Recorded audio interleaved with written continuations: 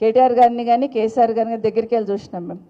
ఎంతసేపు వాళ్ళ తపన ఏముండేదంటే, ఒకరోజు కేటీఆర్ గారితో నేను షాద్నగర్ వెళ్ళాను. కంపెనీ ఇనాగ్రేషన్కి వెళ్ళాము. ఒక కంపెనీ షాద్నగర్లో కంపెనీ ఇనాగ్రేషన్ చేసిన తర్వాత కార్లు ఎక్కిన తర్వాత రింగ్ రోడ్ ఎక్కిన తర్వాత అక్కడి నుండి మొదలు పెడితే మళ్ళీ తుక్కుగూడకు చేరుకునేంత వరకు ఒక కంపెనీ గుజరాత్కు పోతుంది.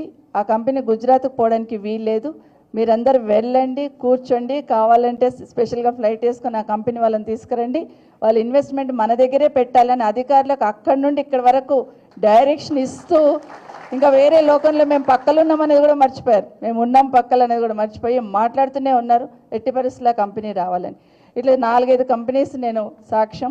పెద్ద పెద్ద కంపెనీస్ ఏ ఉన్నా కూడా ఒక మంచి వస్తువు కనిపిస్తే నా ఇంట్లో ఉండాలని ఎట్లా తాపత్రయపడతామో, ఎక్కడ ఏ పెద్ద కంపెనీ ఉన్నా భారతదేశంలో కంపెనీ ఇన్వెస్ట్ చేయడానికి వస్తున్నారంటే అది తెలంగాణ రాష్ట్రంలోనే రావాలనే ప్రయత్నం కేటీఆర్ గారు చేశారు.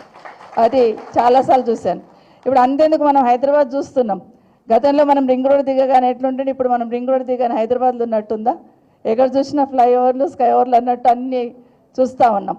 బట్ ఒక విజన్తో కేసీఆర్ గారి నాయకత్వంలో ఒక విజన్తో డెవలప్మెంట్ ఎట్లుండాలనేది గతంలో కేటీఆర్ గారు చేసిన విషయాన్ని మనం గమనిస్తున్నాం.